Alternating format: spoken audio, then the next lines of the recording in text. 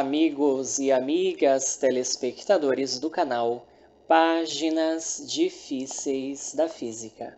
Sejam bem-vindos a mais uma videoaula de Mecânica Clássica que é destinada a vocês que são alunos de graduação em Física, Engenharia e áreas correlacionadas. Hoje, pessoal, vamos iniciar mais um módulo de estudo das nossas aulas sobre mecânica. Vamos hoje começar a falar sobre deformação de sólidos. Hoje eu quero apresentar para vocês a definição do módulo de elasticidade, também chamado módulo de Young. Também vamos definir o módulo de cisalhamento, tá certo? Tudo isso no contexto da mecânica dos sólidos e da resistência dos materiais. E finalmente eu vou apresentar para vocês um problema bastante curioso sobre pequenas flexões de uma viga, tá certo? Então a gente vai supor uma força concentrada na extremidade de uma viga, tá certo? E vamos calcular a deflexão máxima, né? O deslocamento vertical máximo dessa viga, tá certo? Sob algumas condições aí especiais. Vamos aplicar a equação de Euler-Bernoulli da teoria das vigas, tá certo? E também eu vou propor uma demonstração, tá certo, dessa equação tão importante na teoria das vigas, tá bom? Então vamos começar, pessoal, definindo aquilo que nós chamamos de módulo de elasticidade ou módulo de Young, tá certo? Então, vamos considerar aqui que nós, um fio, né, um arame, uma barra, tá certo? De comprimento inicial L0, ok? E vamos supor que eu aplique uma força na seção, né, na área da seção transversal desse arame, então uma força de módulo F. E o que a gente observa? A gente observa que existe uma variação de comprimento, tá certo? A força, então, aqui eu estou, né, exagerando essa variação de comprimento, esse incremento de comprimento, que nós vamos chamar de ΔL, tá certo? Então, essa força, ela está tracionando, né? Ela está alongando o arame, tá certo? A barra, ok? Bom, então, o que se observa experimentalmente? Se observa que para pequenas deformações, a razão entre a força aplicada e a área, né, da seção reta transversal do material, tá certo? Que eu vou chamar de S. Como aqui é um cilindro, né, um fio, um arame, a área da seção é circular, então a área é πr ao quadrado, né? E essa razão entre a força e a área, pessoal, é diretamente proporcional à deformação. A deformação, que é comumente vista e definida nos livros de Física e Engenharia, é essa deformação, ΔL sobre L0, tá? Então, se você dividir o aumento de comprimento do material pelo seu comprimento inicial, isso é aquilo que a gente chama de deformação, né? Epsilon. E a constante de proporcionalidade aqui, nós vamos chamar de módulo de Young, tá? E vamos representar pela letra E maiúscula. Então, esse aqui é o famoso módulo de Young, tá bom? Essa relação, então, é conhecida como a lei de Hooke, tá certo? Na sua forma aí geral, né? A razão entre a força, pessoal, e a área,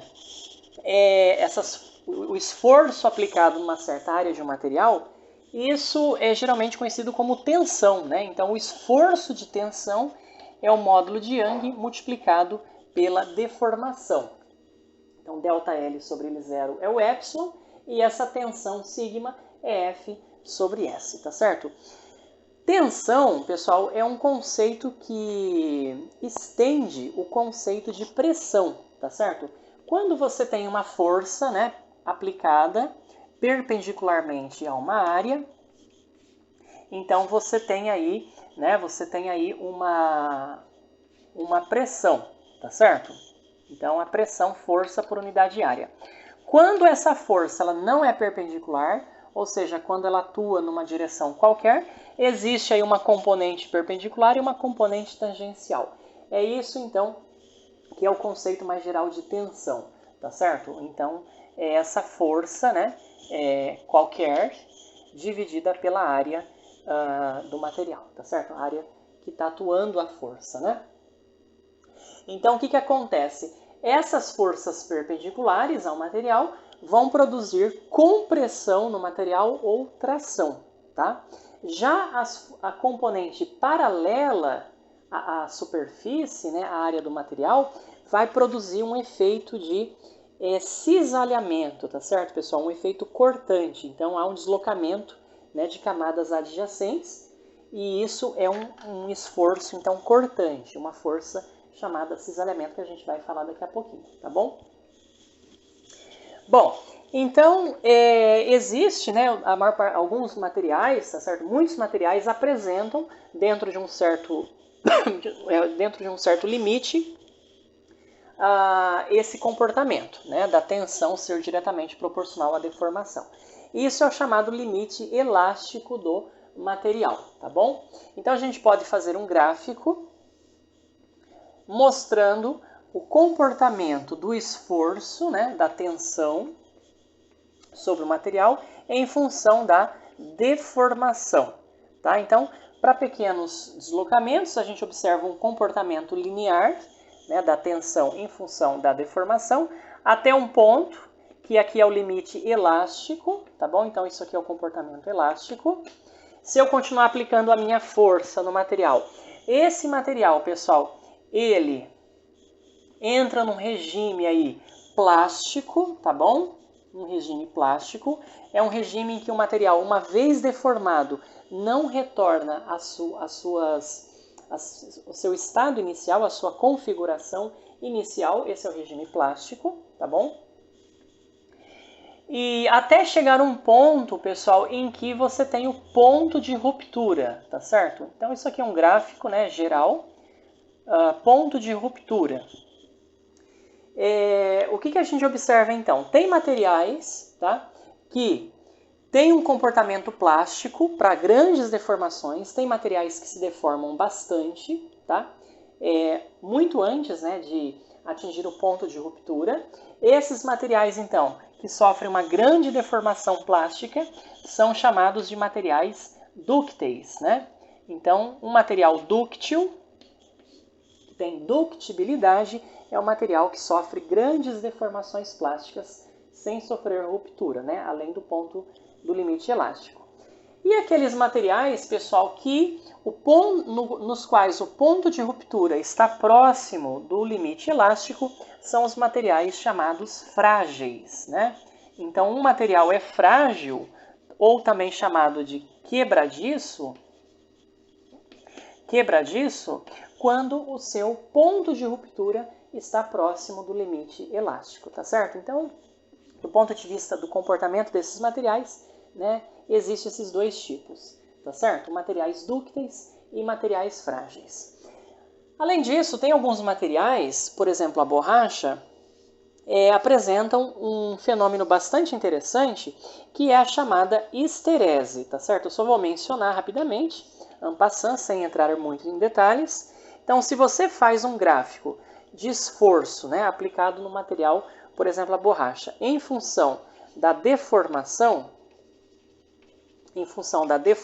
unitária, então, durante a aplicação da força, você tem uma curva parecida com essa, mas quando você remove a força, né, o material ele pode voltar aí para o seu estado inicial, para a sua configuração inicial, mas não ao longo da mesma curva, tá certo?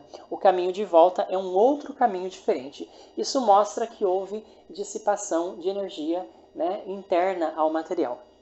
E pode-se mostrar também que essa área dessa curva é diretamente proporcional à energia dissipada internamente no material, tá bom?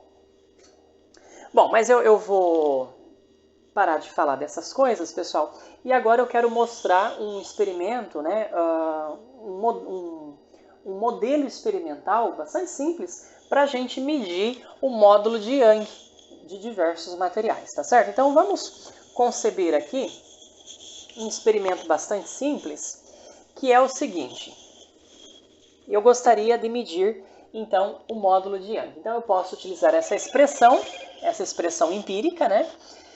Então, eu preciso conhecer a força, a área, o ΔL e o L0. A grandeza difícil de se medir, na prática, é o ΔL. Então, eu posso conceber um experimento bastante simples para a gente medir esse ΔL, tá certo?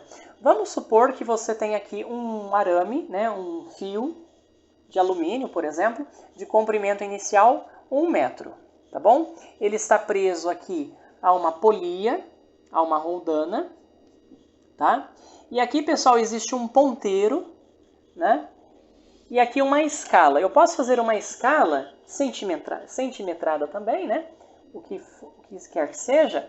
Vou colocar aqui o 0 inicialmente, aqui 1, aqui 2, enfim. Então, você tem uma escala, tá certo? Previamente aí calibrada, né? E qual que é a ideia, pessoal? A ideia é nós, então, começarmos a aplicar uma força, né? Aqui, uma força aqui na roldana, de tal forma que eu vou, então, aumentar, eu vou esticar esse arame, né? Então, vamos supor que eu aplique uma força aqui, e o meu ponteiro, né, ele se deslocou, né, essa distância aqui. Então, medindo essa distância, esse deslocamento, eu consigo medir, então, esse arco aqui, ó, que é o nosso ΔL, né, que é a variação de comprimento do meu material, tá bom? Isso é bastante simples de relacionar, por quê? Por uma simples geometria. Vamos considerar aqui R minúsculo, o raio dessa polia, né, dessa roldana, e vamos chamar essa distância aqui de R maiúsculo. Então, eu consigo relacionar, né, essas distâncias. Então, aqui, por exemplo, é R, essa distância é o raio da polia, e essa distância aqui é essa distância do centro da polia até um ponto dessa escala circular, né? E aqui, pessoal, então eu tenho o meu ΔL, que é o meu incremento no comprimento do material, ΔL, e eu vou chamar essa distância aqui de S, que é a distância que o ponteiro anda, que o ponteiro se desloca. Então, por uma simples geometria, né, eu sei que esse ângulo aqui compreende esses arcos, que são proporcionais, então eu sei que ΔL dividido por R é igual a S dividido por R maiúsculo, tá bom? E aí, então, eu consigo achar o ΔL, R minúsculo sobre R maiúsculo vezes S, tá bom? Então, eu tenho aqui alguns dados, pessoal, de um experimento que foi feito. Vamos supor que essa distância aqui, ó, né, o tamanho do comprimento do meu ponteiro até o centro da polia, tá? Seja aí 10 vezes maior do que o raio da polia. Então, se eu fizer um experimento, né, com essa condição, então aqui eu sei que o meu ΔL vai ser R sobre 10R, ou seja, 1/10, né, da distância de deslocamento do meu ponteiro. Então vamos pôr aí um experimento genérico, que esse meu ponteiro tenha se deslocado 1,19 centímetros, quando eu coloquei aqui alguns pesos, né? Eu coloquei 6 pesos de 250 gramas, tá bom? Então a força é 6 vezes o peso, né, dessas massas de 250 gramas, então 0,25 vezes 9,8. Então eu medi esse S, então o meu ΔL, o incremento no fio, né, no comprimento do fio, vai ser 1/10 desse deslocamento. 1/10 disso é 1,19 milímetros, tá bom? Então, um experimento aí bastante interessante, engenhoso, a fim de medir esse incremento no ΔL, tá bom? E aí, por meio da lei de Hooke, né, a tensão aplicada no fio é diretamente proporcional à sua deformação. Eu consigo, então, calcular o módulo de Young do material, né? Então, com esses dados, pessoal, eu estou supondo que eu tenho um fio de alumínio de raio, eu vou colocar aqui, ó, raio do fio de alumínio, né, para não confundir com esse raio da polia, 0,25 milímetros, tá bom? Fazendo esses cálculos, eu consigo achar o módulo de Young do material. Do alumínio é 6,29 vezes 10 elevado a 10 newton por metro quadrado, tá bom? Notem que dimensionalmente a unidade do módulo de Young é uma unidade de pressão, né? Newton por metro quadrado, Pascal, tá certo? Então tá aí, pessoal. Esse então é o conceito do módulo de Young, tá bom? Então, uma força normal a um material perpendicular, ela vai então tracioná-lo, né? Alongá-lo ou comprimi-lo ou contrair esse material, tá bom? Então, vai haver mudança de volume, né? Aqui eu supus que o incremento no comprimento, né? Então, se o comprimento desse material aumenta, o seu diâmetro, a área da seção diminui. Mas a gente está supondo aqui que o efeito dominante, pessoal, é um incremento no comprimento só. Tá? A gente está desprezando aqui nesse modelo, né, a variação da área da seção do arame. Então, quanto mais você estica, a área da seção, na verdade, diminui. A gente está supondo que o efeito dominante aqui é apenas o incremento, o aumento, né, a variação no comprimento do material. Tá legal? Então, quando houver aí variação de volume do material, você tem então a deformação, tá? Agora a gente vai conhecer o conceito de cisalhamento, né? O que é o cisalhamento? E o módulo, por conseguinte, né, de cisalhamento. Agora, nós vamos supor que nós temos um material, tá certo? Vamos supor aqui que eu tenha um paralelepípedo, tá bom? Então aqui eu tenho um paralelepípedo.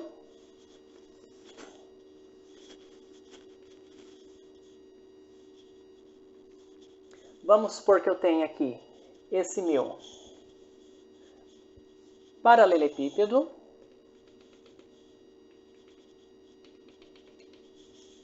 E a área dessa face aqui vamos chamar de S, tá bom? E eu estou aplicando uma força aqui paralela a essa superfície, né? Nessa superfície, digamos para a direita. O que a gente observa, pessoal? Que a gente vai ter uma deformação no material, mas não no sentido de variar o volume, e sim de variar a forma desse material, tá? Então, deixa eu tentar desenhar aqui esse deslocamento. Então, vocês observem aqui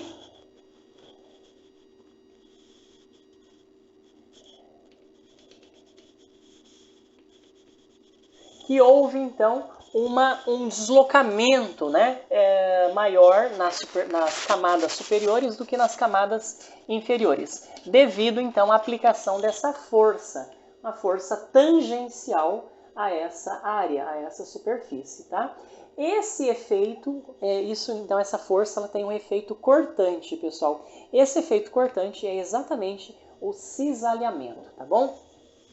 Então vamos supor que esse deslocamento aqui foi θ, né? Então um ponto aqui dessa camada se deslocou um ângulo θ, tá certo? E então aqui houve uma variação, né, de comprimento, ΔX, tá certo? Vamos chamar essa altura aqui do meu material de H, tá?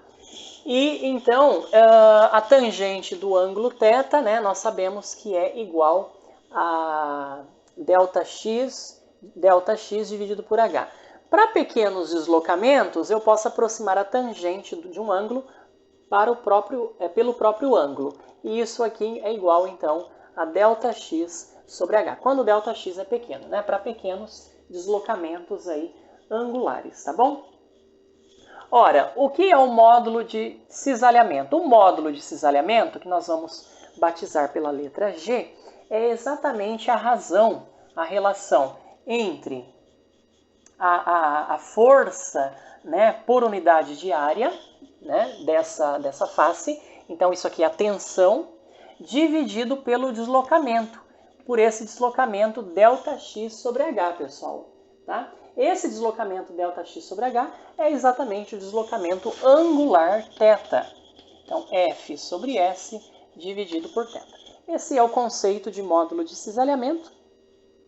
E agora eu vou propor para vocês um experimento para a gente medir o módulo de cisalhamento de um material, tá certo? Vamos supor que eu tenha aqui um eixo, né, cilíndrico, tá certo? Uma barra. Essa barra ela está fixa nessa extremidade, então aqui não pode se movimentar, né? Eu não posso girar isso aqui. E a outra extremidade dessa barra está presa então a uma polia, né, uma roda, tá certo? Que é dotada aqui de uma manivela, ou enfim, uma roda que eu consigo girar, né, através da aplicação de uma força. Então vamos supor que eu coloque aqui alguns pezinhos, tá certo?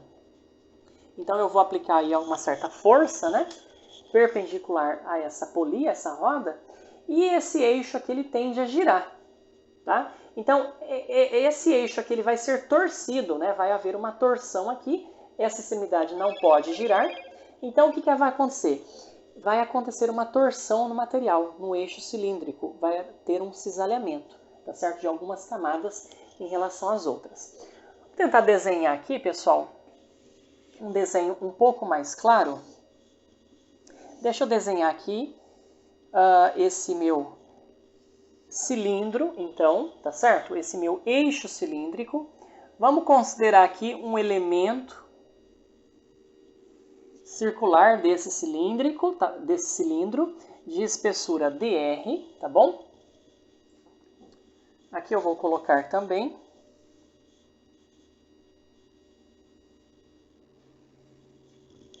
esse elemento. E qual que é a ideia, pessoal? A ideia é então nós pegarmos aqui, né, um elemento, tá bom? Um elemento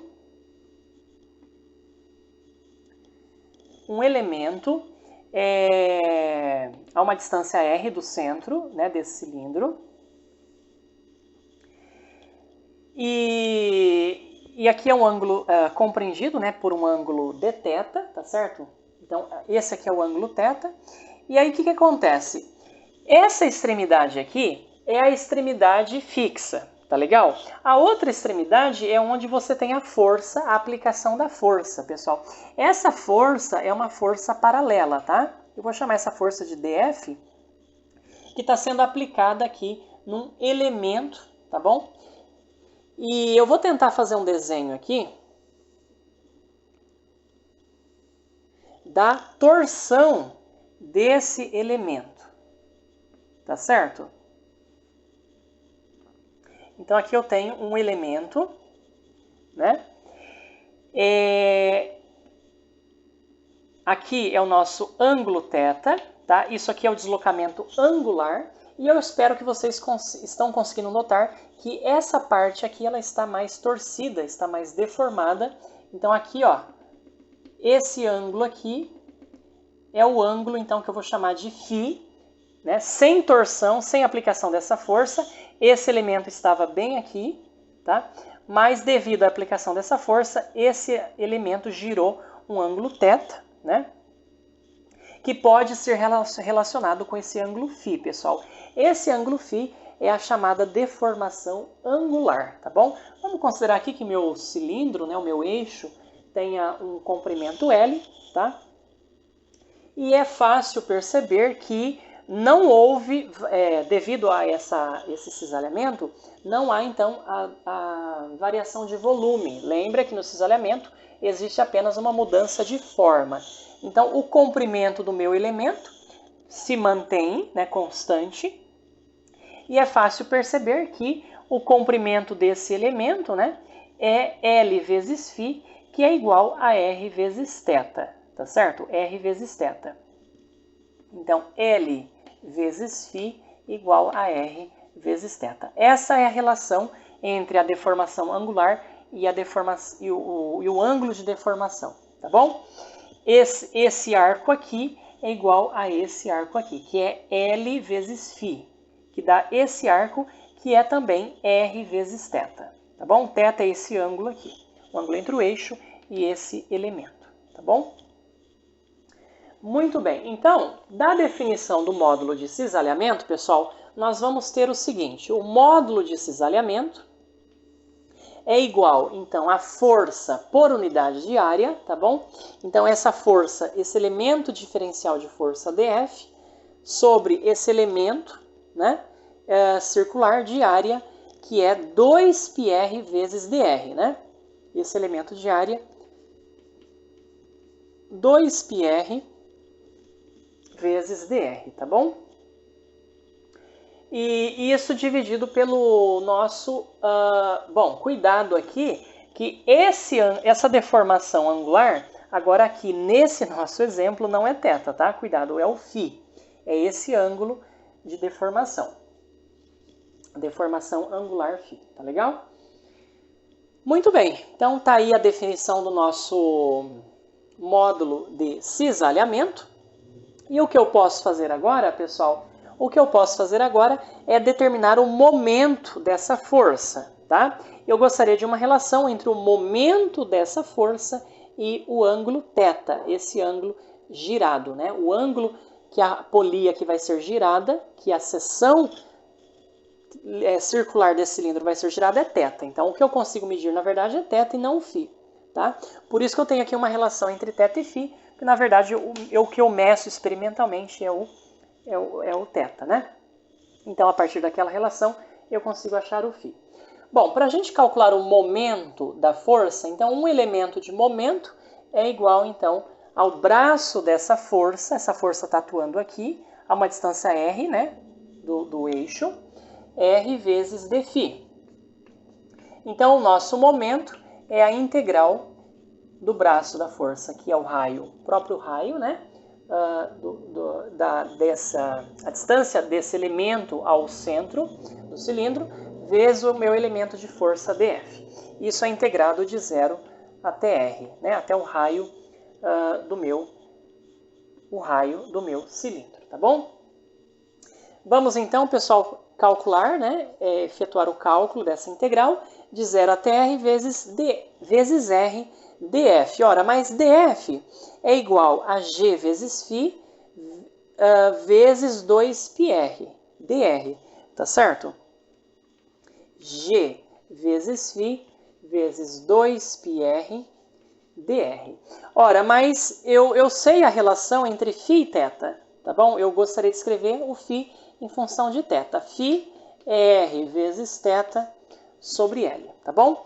Então, aqui a nossa integral vai ficar de 0 até r, 2π vezes g vezes φ, que é r vezes θ sobre L, vezes r vezes r, né? R ao quadrado dr. E, portanto, a nossa integral do momento total da força F vai ficar, então, igual. Esses termos aqui são constantes, eu vou colocar fora da integral. 2π vezes g sobre L vezes θ, né? Θ também não depende de r. E aí aqui a integral de r ao cubo dr. De 0 até o raio do cilindro. E isso aqui, então, vai me dar o seguinte, pessoal. Integral de r ao cubo dr, r a quarta sobre 4, né? De 0 até r, maiúsculo, fica r a quarta sobre 4.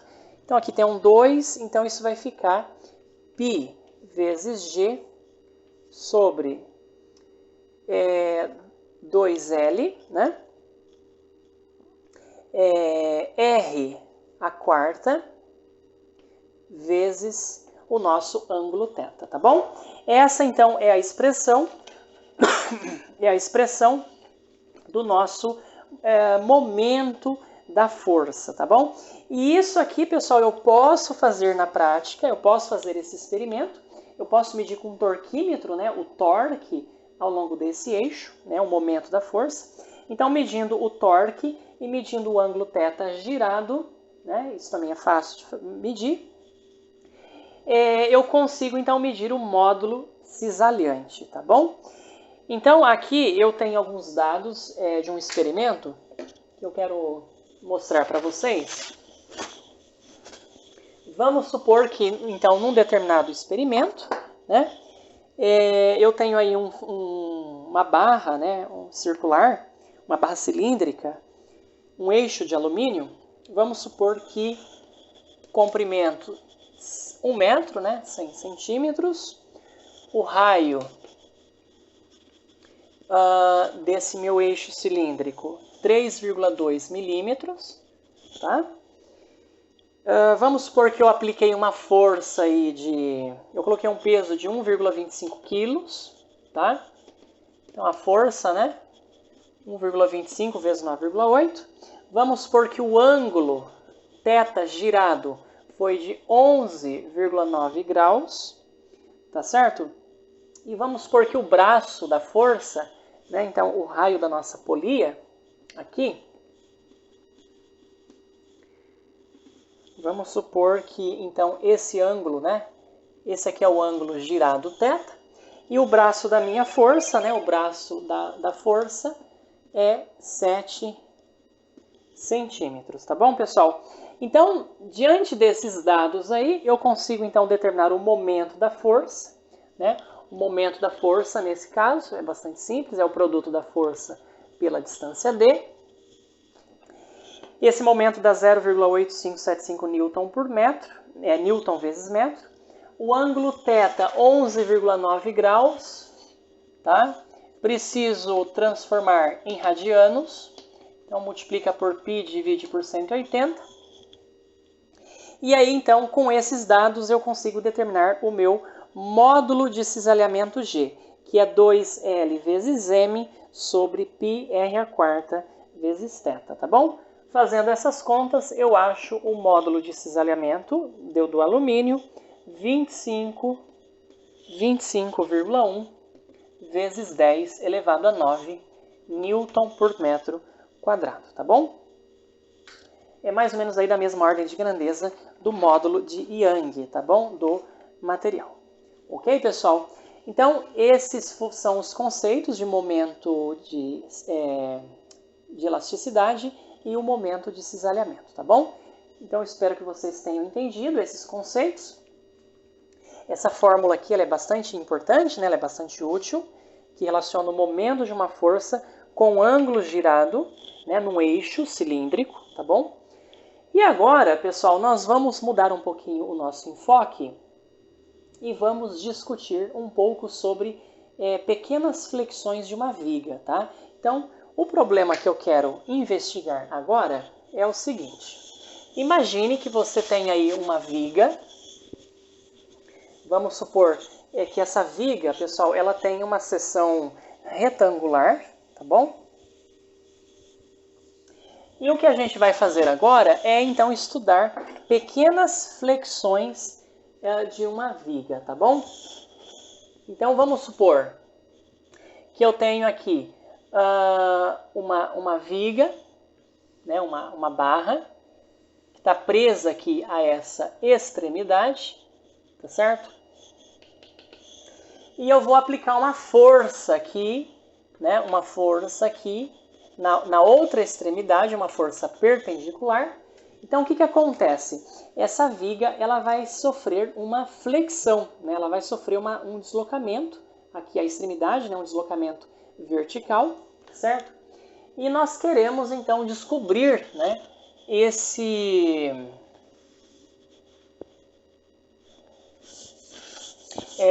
deixa eu desenhar uma linha só, porque já já vocês vão entender por quê. Eu vou colocar aqui, ó, o meu sistema de eixos, tá? XY dessa maneira. Então, eu tenho aqui a extremidade, né, dessa minha viga. Aqui as coordenadas daquela extremidade é YF, eu vou chamar de YF, XF. Né? Eu vou pegar um ponto qualquer daqui, P, que tenha coordenadas, então, X e Y, tá bom? Então, pessoal, a gente vai estudar aqui vigas, uma viga de seção retangular, viga prismática, tá certo? Delgada. Então, a gente vai supor que o comprimento da viga é bastante maior, né? É muito maior do que isso aqui é a área da seção da viga, né? Do que as dimensões da área da seção reta transversal, tá bom? Então a gente vai ter essa suposição, né? O comprimento da viga então é muito maior do que as dimensões da seção transversal da viga, tá? A gente vai supor que o material que é feito a viga é um material homogêneo e isotrópico, tá certo? Isto é, a deformação é a mesma, né, em todas as direções, em todos os pontos dessa viga, tá certo? E a gente também vai desprezar, né, o peso da viga, então vamos supor que seja aí um material bem leve, tá certo? Por exemplo, uma régua, né? A própria régua terá esse comportamento, né? E a gente vai supor também que a área da seção, né, dessa viga não se deforma quando ela é dobrada, tá certo? Então, pessoal, antes disso, deixa eu comentar aqui alguns conceitos importantes de resistência dos materiais para vocês. Então, o que acontece? Quando um sólido ele sofre uma flexão, então vamos supor que existe um momento aqui, né, ambos os lados, torcendo, deformando o material, tá? Então vamos supor que ele tenha, gere, né, tem essa forma, um momento que a gente chama de momento fletor, né, em ambos os lados aqui desse material. Então o que a gente observa? Né? Nessa parte de cima do material, o que acontece? Né? A distância entre os pontos ela aumenta, então o material ele sofre um alongamento na parte aqui de cima. Então aqui, pessoal, o material, né, as fibras do material, elas são alongadas, então aqui é uma tração. Aqui o material ele sofre tração. E aqui na parte de baixo, o que acontece? A distância entre os elementos diminui. O material ele sofre uma contração. Então aqui ele é comprimido, ele sofre uma compressão. Tá? O curioso é que então existem regiões que são comprimidas e regiões que são tracionadas de um sólido quando da aplicação de um momento, né? Bom, então deve haver uma região no material que não sofre nem tração e nem compressão, tá? Essa região ela está ali na fronteira entre, né, a zona de compressão e a zona de tração. Essa região é chamada de zona neutra, pessoal. E essa linha que eu estou desenhando aqui é a chamada linha neutra. A linha neutra de uma viga, então, é uma região, né, onde o material não sofre nem tração e nem compressão, tá bom? E a gente vai obter, né, a equação dessa linha neutra, tá? Isso aí nas próximas aulas. E existe na teoria das vigas de Euler-Bernoulli uma equação bastante importante que a gente vai usar aqui, que é a equação de Euler-Bernoulli, que diz que o momento da força, né, que faz aí a flexão da minha viga, é igual o quê? É igual ao produto do módulo de Young do material pelo momento de inércia diária dividido pelo raio de curvatura da viga. Tá? Essa é a equação de Euler-Bernoulli. Cuidado que esse I aqui não é o momento de inércia que nós estamos acostumados, né? O momento de inércia lá, massa vezes a soma das massas vezes a distância ao quadrado, ao eixo de rotação, não é aquele momento de inércia. Esse momento de inércia é o momento de inércia diária, tá bom, pessoal?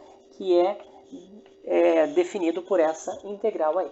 Já já a gente vai calcular o momento de inércia para essa viga, né? Para essa área de seção transversal, que é uma área retangular, tá bom? Bom, então eu vou utilizar a equação de Euler-Bernoulli, tá? No final dessa videoaula eu vou apresentar uma demonstração, uma dedução da equação de Euler-Bernoulli. Vamos antes então resolver esse problema aqui, que é o problema então de achar qual é o YF, tá? Qual é o YF? Eu quero achar então o máximo deslocamento aqui vertical, né, YF, da extremidade dessa viga, sob a ação, então, dessa força, né, F, tá? Que está produzindo um momento em relação a esse ponto, né? Aqui é a origem do meu sistema de coordenadas. E o que acontece, pessoal? Eu vou, então, supor pequenas flexões, tá? Quando as as flexões elas são pequenas, o que eu posso fazer? Eu posso aí fazer algumas aproximações. Eu posso desprezar alguns termos, né? E fazer algumas aproximações. Por exemplo, para pequenas flexões, eu posso supor que o XF seja igual ao próprio L, ao próprio comprimento, né, da viga, tá bom? Então, o XF vai ser o próprio comprimento da viga, tá bom?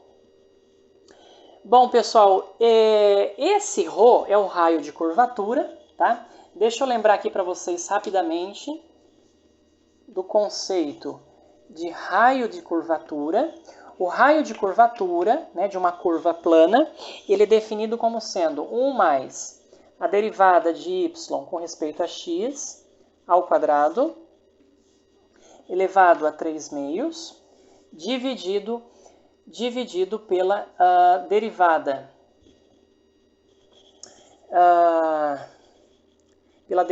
segunda de y com respeito a x, tá bom?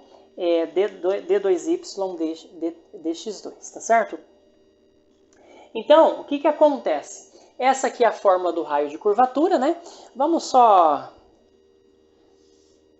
lembrar como que a gente obtém essa fórmula, pessoal. Essa fórmula, na verdade, ela é bastante simples de se obter. Deixa eu fazer uma demonstração aqui rápida para vocês.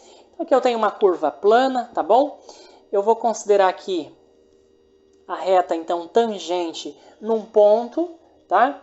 Aqui de coordenadas x e y, né? Essa reta, então, ela faz um ângulo θ com a horizontal. Eu vou pegar um ponto aqui que está a uma distância ΔX. Então, x mais ΔX, y mais ΔY, tá certo? E o que a gente observa? Então, a gente sabe do cálculo que a tangente do ângulo θ é a derivada, né, de y em função de x, tá bom? Na curva, né, no ponto, nesse ponto aqui. E qual que é a definição do raio de curvatura? O raio de curvatura é a taxa de variação, né, do comprimento de arco ds em função do ângulo. Esse comprimento de arco ele vai variando, né? Em cada ponto você tem uma inclinação diferente na reta tangente e uma medida dessa variação é o raio de curvatura, tá certo?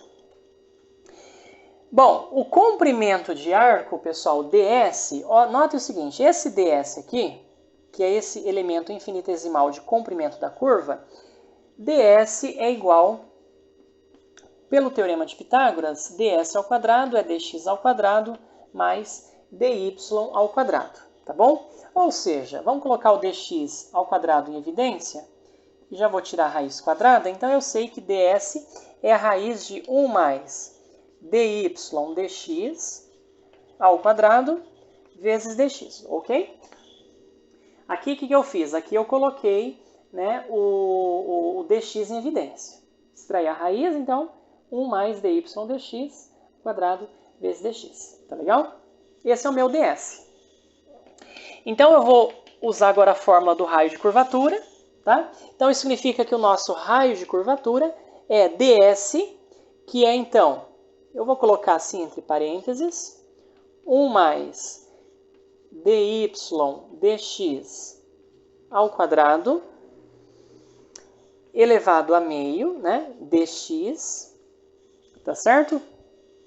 E o meu dθ, pessoal, então é a diferencial de θ. Mas quem que é θ? Ora, θ é o arco tangente de dy dx, tá bom? Então vamos lá. Isso aqui vai ficar assim, ó.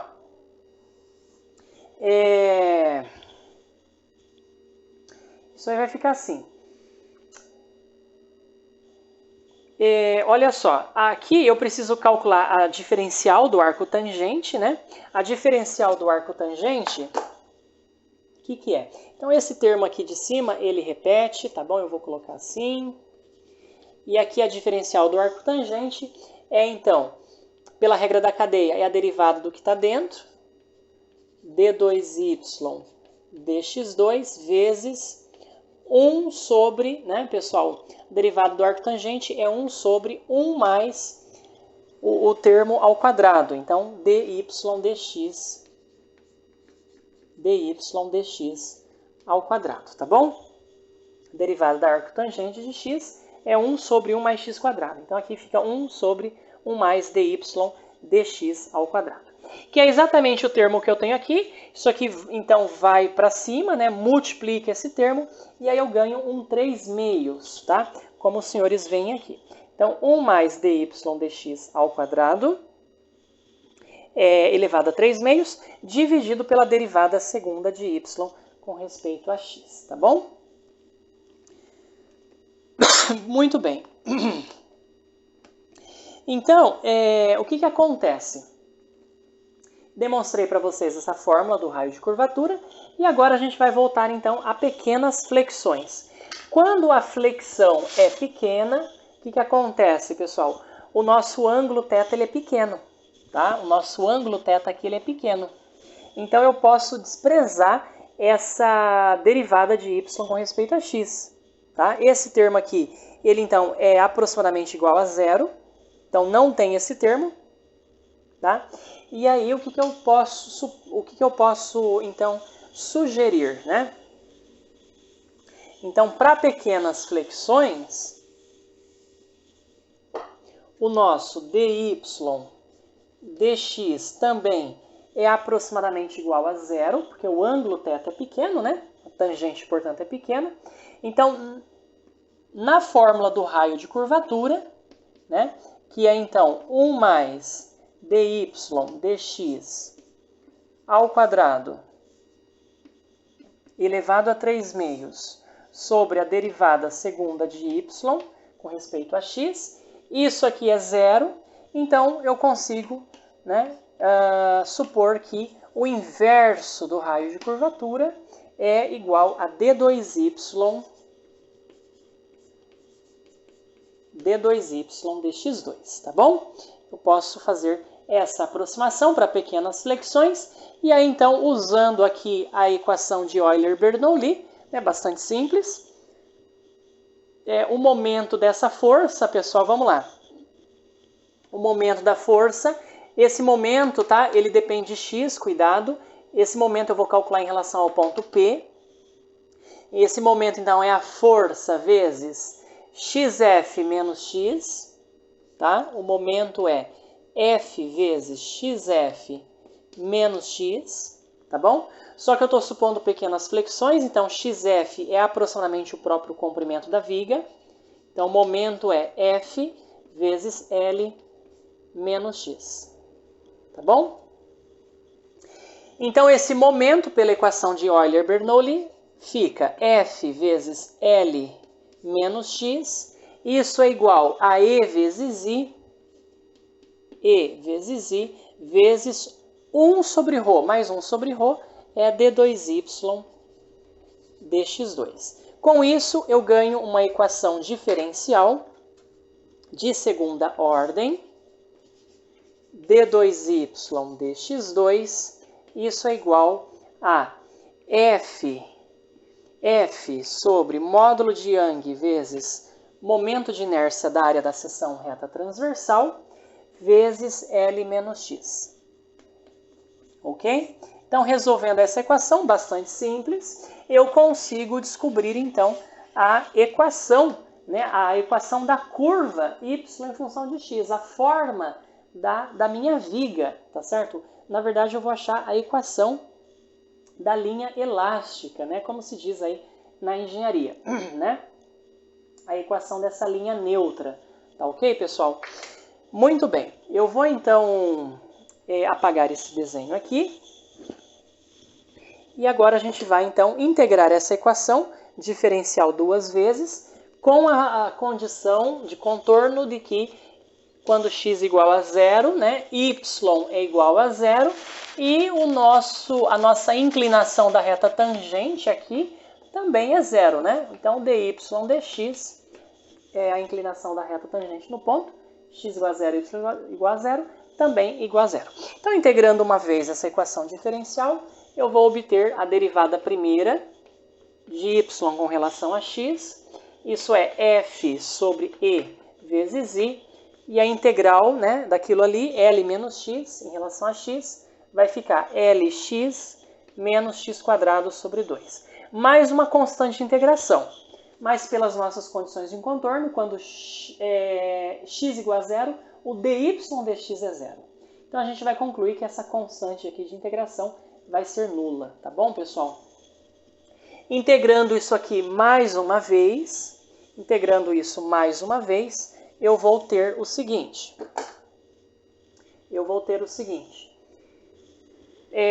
O nosso y vai ser, então, f sobre e vezes i, que multiplica Lx² sobre 2 menos integral de x² dx, é x ao cubo sobre 3, então fica aqui x ao cubo sobre 6. Mais uma constante de integração, só que essa constante de integração, pelas condições de contorno, vai ser zero, porque quando x igual a zero, y é zero. Então aqui a constante, a gente sabe que é nula, portanto, eu posso escrever a equação da linha elástica, né, para essa viga,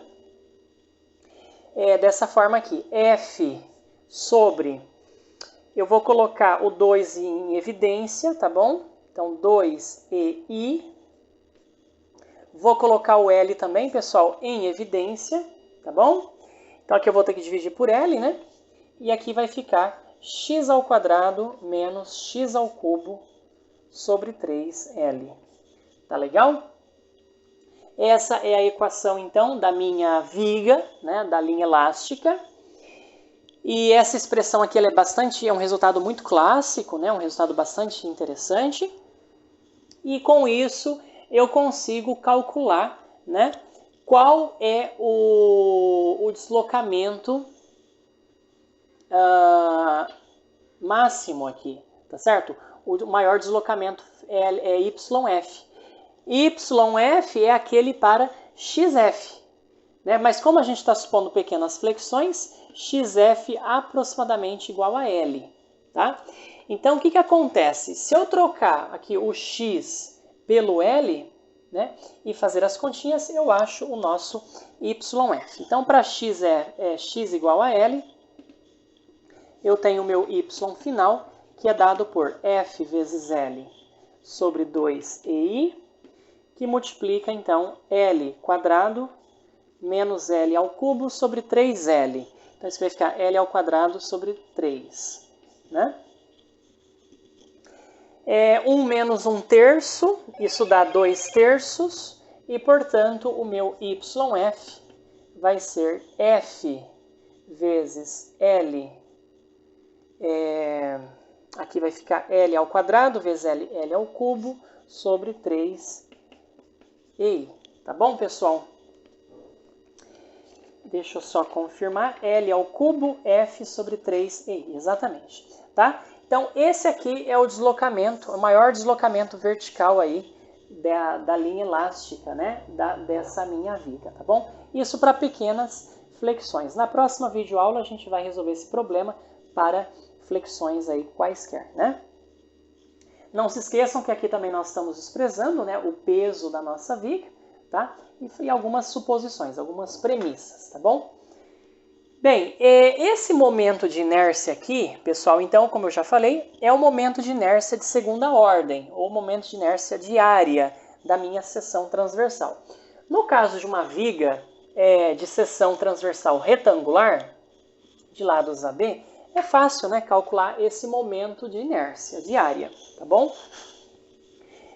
Mais uma vez eu enfatizo que esse momento de inércia não tem o mesmo significado físico que o momento de inércia aí que vocês estão acostumados, né? Ele está associado aí com deformação, tá bom?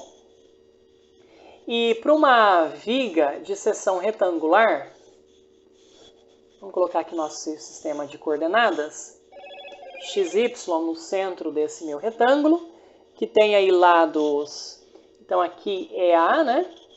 E aqui é B, então aqui é menos B, mais B sobre 2, menos B sobre 2. Eu vou pegar um elemento aqui, tá?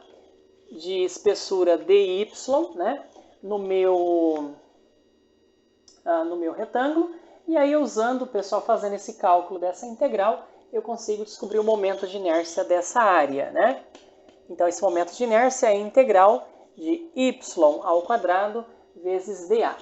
O elemento de área desse elemento, né, esse elemento de área, é A vezes dy. A integral é em y. Para varrer a área toda, né, eu tenho que ir de menos b sobre 2 a mais b sobre 2. Fazendo essa integral, nós temos A vezes y ao cubo sobre 3, de menos b sobre 2 a mais b sobre 2. Então, isso vai ficar b ao cubo sobre 8 menos b ao cubo sobre 8. Então, 2b ao cubo sobre 8, ou b ao cubo sobre 4, né? Vezes a sobre 3. Isso vai ficar ab ao cubo sobre 12, tá bom? Esse momento de inércia diária ele é bastante importante. E esse é o momento de inércia, então, diária de uma seção retangular transversal, tá bom? De um material, de uma viga, por exemplo. Muito bem, pessoal. O que eu quero fazer agora? Então, para a gente terminar essa nossa videoaula, eu quero deduzir para vocês, né, mostrar uma maneira aí simples de demonstrar, então, a equação de Euler-Bernoulli, né, na teoria das vigas, tá legal? Que é uma equação que relaciona, então, esse momento, né, o momento fletor, com as características do material, módulo de Young, momento de inércia diária e o raio de curvatura, tá certo? Muito bem, então vamos lá. Vamos agora demonstrar, então, a equação de Euler-Bernoulli. A equação de Euler-Bernoulli, então, diz que o momento, né, fletor é E vezes I sobre ρ, tá bom? Bom, pessoal, essa teoria, essa equação de Euler-Bernoulli, ela tem algumas hipóteses, né? Ela trabalha como qualquer outra teoria, com algumas premissas, tá? As premissas básicas dessa teoria são que o eixo longitudinal da viga, que eu vou chamar de eixo X, ele não sofre mudança, né, qualquer mudança de comprimento, tornando-se uma curva, né, no momento da aplicação do momento fletor. A gente vai supor também que todas as seções transversais da viga permanecem planas, né, e perpendiculares ao eixo longitudinal, e a gente vai também, como já falei, desprezar qualquer deformação, né, da seção transversal, tá bom? Dessa viga. Bom, eu vou desenhar aqui, inicialmente, uma viga qualquer, de seção qualquer. Para facilitar o nosso trabalho, eu vou considerar uma viga de seção aqui circular, tá bom? Eu vou colocar aqui o nosso eixo Y. Esse aqui é o eixo X, pessoal, o eixo longitudinal da viga, tá? E o eixo Z está aqui. Na verdade, o eixo Z, né, ele está saindo do plano da lousa, tá bom? Eu vou colocar aqui um elemento, eu vou desenhar um elemento, né, então, dessa área. Vou pegar um elemento dessa área, tá bom? E nessa situação aqui, o que acontece? A viga, ela não está deformada, né? Não tem atuação de momento fletor nessa extremidade. Essa extremidade aqui está fixa, tá ok? Agora, eu vou desenhar uma situação em que você tem a aplicação de um momento fletor, digamos nesse sentido, né? E o que acontece, pessoal? A gente vai observar, então, uma deformação, né? Uma flexão da minha viga, tá bom? Esse aqui continua sendo o eixo Y, né? Aqui é o eixo longitudinal X. Essa aqui é a linha, né, elástica, tá bom? Que se que acompanha, né, que se deforma, tá?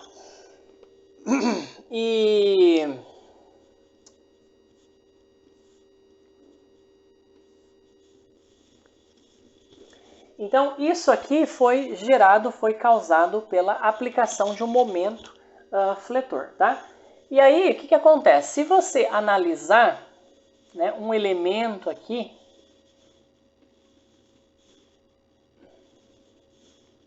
um elemento dessa seção, a gente vai ver que houve uma deformação, tá certo? Esse elemento dessa viga, ele sofreu uma deformação. Deixa eu tentar desenhar melhor para vocês aqui. Por exemplo, nessa situação aqui, pessoal, se eu pegar esse elemento, né, eu vou observar o seguinte, ó, aqui está o nosso eixo longitudinal X, tá? Eu vou chamar esse comprimento aqui. Então, isso aqui é um delta x, né? Isso aqui é delta x. E se eu pegar qualquer linha, né, qualquer fibra desse meu elemento, eu vou observar que ele tem um comprimento delta s, que é igual a esse meu delta x, em qualquer ponto, em qualquer altura, tá bom? Ó, eu vou chamar esse altura, a distância desse elemento, né, em relação ao eixo longitudinal, eu vou chamar de y, tá bom, pessoal? Então, a gente observa que o comprimento, né, ele permanece o mesmo ao longo de todo o material. Já aqui não, né? Aqui, como houve uma deformação, uma flexão, o que acontece? Eu vou observar isso aqui, ó.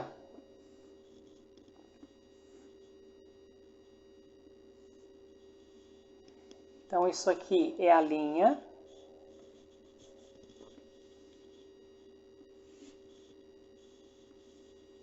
Isso aqui é a linha neutra, né? E o que eu observo, pessoal? Eu observo que esses elementos aí, então aqui é delta x, né? Isso aqui não sofre variação de comprimento, delta x. Aqui, então, é um elemento que eu vou chamar de delta S', que está a uma distância y, né? Agora da linha neutra. Todos os deslocamentos agora, pessoal, são medidos em relação a essa linha neutra, né? Y. E o que eu observo? Eu observo que agora esses elementos aqui mais superiores, eles encurtaram, enquanto que esses de baixo, eles alongaram. Então, há uma deformação no material, tá certo? E essa deformação, a gente pode calcular de forma bastante simples. Esse aqui, ó, é o raio de curvatura, tá? Deixa eu desenhar assim. Essa distância aqui, ó, essa distância aqui é o raio de curvatura, tá certo? Do nosso elemento, né, da nossa viga como um todo. Isso aqui é o raio de curvatura. E esse elemento aqui que eu peguei, ele compreende, pessoal, aqui um ângulo que eu vou chamar de delta θ, tá? Depois a gente vai trabalhar no limite, né? E eu vou definir agora para vocês, então, aquilo que nós vamos chamar de deformação. A deformação epsilon. O que é essa deformação epsilon? A deformação é simplesmente a diferença, né, entre o comprimento final, delta S', e o comprimento inicial do elemento, delta S, dividido pelo comprimento inicial, delta S, né? E isso, pessoal, eu tomo o limite, eu faço isso no limite quando delta S tender a zero, tá bom? Isso para todos os pontos da minha viga, né? Ora, quem que é delta S', né? Dessa figura aqui é fácil descobrir delta S, né? E delta S'. Delta S, que é o nosso delta X, o delta X é igual ao raio de curvatura vezes o ângulo delta θ, né? É ρ vezes delta θ. E o nosso delta S', então, é essa distância aqui, que é ρ menos y vezes Δθ. ρ menos y vezes Δθ, tá bom? Usando, então, essas expressões aqui na definição da deformação, nós sabemos, então, que a deformação vai ser o limite ΔS', que é ρ Δθ menos y Δθ, menos ΔS, que é ρ Δθ. O ρ Δθ cancela, então observem que sobra menos y vezes Δθ, dividido por ΔS, que é ρ vezes Δθ. O Δθ cancela, né? O meu limite aqui é em Δθ, agora tendendo a zero, mas não vai ter dependência de Δθ, ou seja, eu concluo que a minha deformação é menos y sobre o raio de curvatura, tá bom, pessoal? Essa aqui, então, é a expressão bastante importante que a gente vai depois usar na lei de Hooke para descobrir a relação entre a tensão e a deformação, tá bom? Para a gente obter a fórmula de Euler-Bernoulli, nós precisamos antes chegar na fórmula da flexão, tá bom, pessoal? Então, o que eu estou fazendo aqui agora, o que eu vou fazer agora é obter essa fórmula da flexão para depois deduzir a expressão de Euler-Bernoulli, tá bom? Então tá aí, essa é a fórmula da deformação, tá? E o que a gente observa? Essa fórmula de deformação, ela é bastante interessante, né? Ela então é o negativo, ela é linear com a distância y, né, do elemento, só que tem esse menos aqui. É claro, né, pessoal? Por quê? Para y positivo, o que acontece? Quando o y é positivo, a deformação ela é negativa. O que significa uma deformação negativa? Significa diminuição no comprimento, tá bom? Isso significa o quê? Contração, né? Isso significa contração. E quando o y é negativo, para regiões aqui abaixo, né, do eixo y, tá certo? Você tem o quê? Um epsilon, o y é negativo, o epsilon fica positivo. Ou seja, você tem uma região de alongamento. Tá bom, pessoal? Então, isso faz sentido, né? E então essa deformação ela é linear com y. Isso significa que se eu tiver aqui, vamos supor que eu tenho aqui a nossa seção, então, né, da nossa viga. O que acontece? Ela tem esse comportamento aqui, né? Ela tem esse comportamento aqui. Então, para y positivo, ela aumenta, né, de baixo para cima, tá bom? E para y negativo, ela aumenta de cima para baixo, tá certo? Só que é no sentido contrário. Então, isso aqui mostra o seguinte, pessoal. Isso aqui mostra que a deformação ela é máxima por um ponto que está a uma distância que eu vou chamar de C, aqui na extremidade da área da seção da viga, né? E eu posso até calcular essa deformação máxima. Essa deformação máxima é aquela quando y é igual a C, para pontos que estão o mais afastados possíveis aqui do eixo longitudinal, menos C sobre ρ. Isso significa que existe então uma relação, né, linear entre a deformação, né, epsilon, e a nossa deformação máxima. Essa deformação epsilon, ela pode ser escrita em função da deformação máxima a partir da seguinte expressão, né? Menos algum termo aqui vezes a deformação máxima. Menos y sobre C, então, vezes a deformação máxima, né? Notem que aqui o C ele cancela e aí eu recupero menos y sobre ρ, tá? Então, a equação, pessoal, dessa linha aqui de deformação é exatamente menos y sobre C vezes a deformação máxima, tá bom? Bom, e por que que existe essa relação linear, né? Porque existe uma relação, uma tensão linear também, tá? Uma relação linear de deformação é causada por uma relação linear de tensões, né? O que está por trás disso é exatamente o que? A lei de Hooke, tá certo? Eu vou apagar isso aqui, já que eu não preciso mais. Eu só não posso apagar aquela expressão.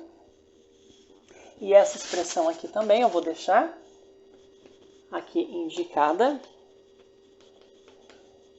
E agora a gente vai olhar para as tensões, né? Então agora eu não vou mais olhar para a deformação e agora eu vou olhar para a tensão, tá bom? Então, pessoal, se eu estou no limite elástico do material, se eu estou considerando um material elástico, eu sei da lei de Hooke, né? Que então a tensão num certo material é o módulo de Young, né, do material vezes a deformação. Então, essa deformação, que é linear, né, com essa distância y ao eixo longitudinal, é causada por uma tensão, né? Essa tensão aqui, ela é também linear, tá bom? Então, deixa eu desenhar aqui, na verdade, um pedaço da minha viga, né? E aqui eu estou, então, vou colocar o nosso eixo y aqui. Então, pela lei de Hooke, né, o sigma é E vezes epsilon, mas epsilon é menos y sobre c vezes epsilon máximo. Ora, mas o módulo de Young vezes a deformação máxima, isso é a tensão máxima, né? Então, isso é menos y sobre c vezes o nosso sigma máximo, tá bom, pessoal?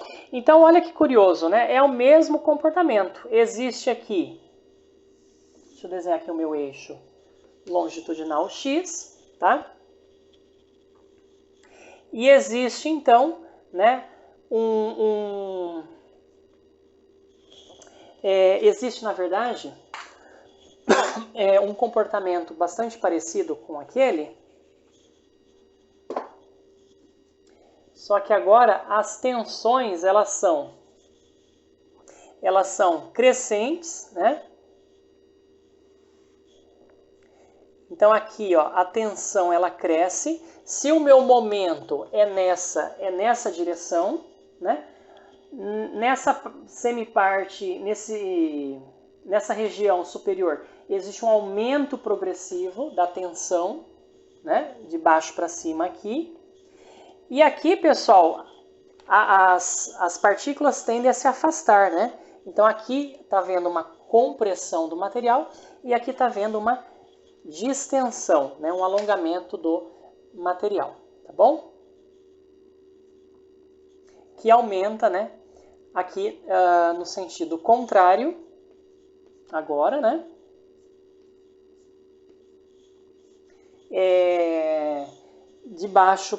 De cima para baixo, tá bom? Nota então que os sentidos aqui são diferentes, né? Eles são contrários, tá bom?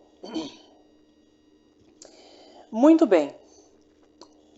Isso é para um momento positivo, né, no eixo mais z. Se eu tivesse um momento negativo, né, no eixo menos z, você teria então uma inversão no sentido desses esforços de tensão no material. Tá bom, pessoal? Bom, agora, a partir desta relação aí, então nós vamos agora descobrir, né, uma relação entre o momento e essa tensão, tá? É isso que nós queremos descobrir. Agora, para chegar na fórmula da flexão, a relação entre o momento de uma força que está sendo aplicada aqui e essa tensão sigma, tá bom? Eu vou ter que apagar essas figuras, infelizmente. E agora eu vou fazer uma outra figura, tá bom? Eu vou colocar aqui, então, a seção da minha viga. Desenhar aqui uma parte da viga. Aqui está o nosso eixo Y. Aqui é o eixo X, o eixo longitudinal, tá bom? Existe um momento aqui nesse sentido, tá? E eu estou aplicando agora, pessoal, uma força. Então, vamos pegar um elemento aqui, né, dessa minha área, tá bom? Eu vou pegar aqui uma área, vamos considerar aqui uma área circular. E eu vou pegar, então, eu vou colocar aqui o meu eixo Z, tá? Esse aqui é o eixo Z. Na verdade, é um eixo que está saindo, né, do plano da lousa. Tá bom? E eu vou desenhar aqui, ó.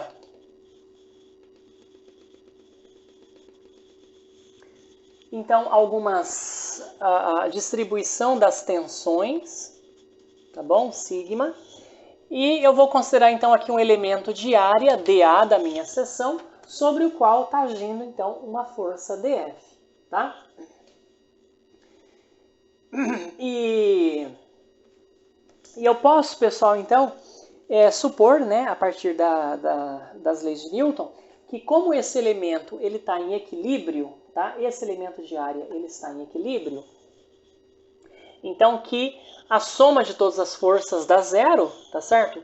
E então esse dF que é igual, né? Lembra que a tensão, vocês lembrem que a tensão sigma a gente definiu como sendo a força pela área, né? Área S, que eu vou chamar de dA, essa área. Então, dF é sigma vezes dA, tá? E se eu somar todas essas forças, então se eu integrar dF, que isso dá a integral de sigma dA, isso é igual a zero, porque o elemento está em equilíbrio, tá certo? Não tem deslocamentos, né, ao longo dos eixos desse elemento. Então, na situação de equilíbrio, isso é verdade. A integral de sigma dA, isso é zero. E agora, então, eu substituo o meu sigma por menos y sobre c vezes sigma máximo vezes dA igual a zero, tá bom? Isso aqui implica, então, que menos sigma máximo sobre c vezes a integral de y dA, isso é igual a zero, tá bom, pessoal? Bom, para quem já estudou, né, isso nos cursos aí de engenharia, tá certo? Quem já estudou resistência dos materiais, sabe que essa integral aqui, ao longo dessa área A, né, ao longo de toda a área da seção reta transversal da viga, essa área aqui, isso aqui é o primeiro momento de inércia, é o momento de inércia de primeira ordem, na verdade, da área, né? E isso está relacionado, pessoal, com o centroide, né? Lembra que o centroide de área, né? Eu não sei se o conhecimento de vocês sobre o centroide de área, ele é parecido, né, com o centroide de massa, né, o centro de massa, mas não tem o mesmo significado físico. O centroide de área, ele é a integral de YdA dividido pela área A, tá? Isso é chamado de centroide de área. Como a integral de YdA ao longo da área A é nula, isso significa, isso aqui significa que o centroide de área, né, da seção transversal da viga é zero. Isso significa, então, que o eixo neutro, né, ele passa pelo centroide de área e é perpendicular à seção da área transversal, tá bom? Essa é a conclusão, então, que a gente chega. O eixo neutro é o eixo que passa pelo centroide de área e é perpendicular, né, a essa área, né? Essa área da seção reta transversal, tá bom, pessoal? Bom, feito isso, então agora eu consigo calcular o momento, finalmente, né, dessa força F. Então, o momento, esse momento aqui, né, dessa força, é igual, então, a Y, né, o braço da força, vezes dF. Tá, pessoal? Notem o seguinte, esse elemento de área, quem que é o Y aqui? Cuidado, tá? O Y aqui é essa distância entre esse elemento de área dA e o eixo Z. Tá? O eixo Z aqui que é o meu eixo neutro. Eu estou calculando esse momento da força F em relação ao eixo neutro. Tá certo? Que é Y vezes dF. Né? Lembra que essa distância aqui, ó, essa distância aqui é a distância C, que é aquela aqui em que a tensão aplicada é máxima, tá certo? Bom, então, o meu elemento de momento é Y vezes dF. Então, isso aqui significa que o meu momento, né? O meu momento é a integral, então, é a integral de Y vezes dF. dF é sigma vezes dA. Então, essa integral é ao longo da área A. E o meu sigma, né, pessoal, eu vou então substituir por sigma máximo y sobre c. Então, é menos o sigma máximo sobre c, integral ao longo da área A, de y ao quadrado, né, porque agora é y vezes y ao quadrado vezes dA, tá bom? Pronto, e agora eu tenho então a equação da minha flexão, da minha viga, que é uma equação que relaciona o momento, tá, da força, e essa integral aqui é a chamada integral de área, né, momento de inércia de área de segunda ordem, tá bom? Esse é o nosso I, isso é o que nós vamos chamar de I. Então, o momento, ele é igual a menos sigma máximo sobre C vezes o momento de inércia diária, tá bom, pessoal? Essa então é a expressão, né, que eu gostaria de achar. Eu posso aqui escrever em função da tensão máxima, que é menos o momento vezes a distância C. O que é a distância C? É a máxima distância vertical, né, de um elemento da área da seção transversal ao eixo Z, ao eixo neutro, dividido pelo momento de inércia diária, tá bom? Que é essa definição aqui.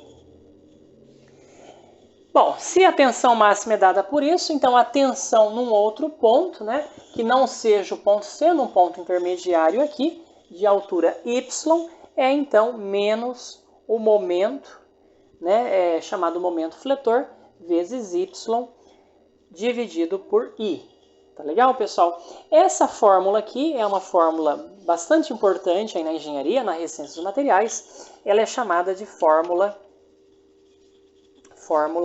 da flexão de uma viga. Tá legal?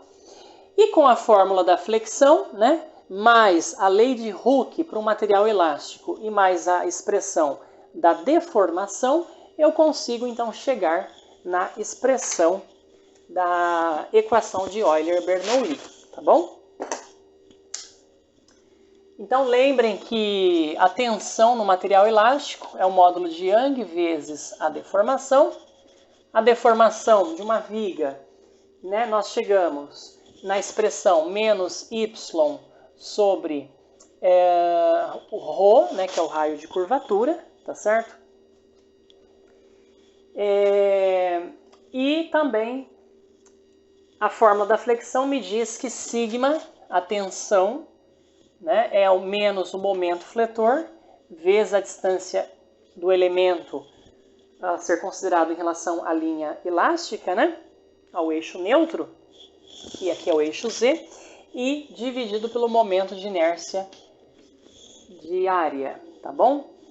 E então eu consigo, a partir da lei de Hooke, dizer que menos m vezes y sobre i, isso é o módulo de Young vezes menos y sobre ρ, tá? Ou seja, pessoal, daqui eu chego que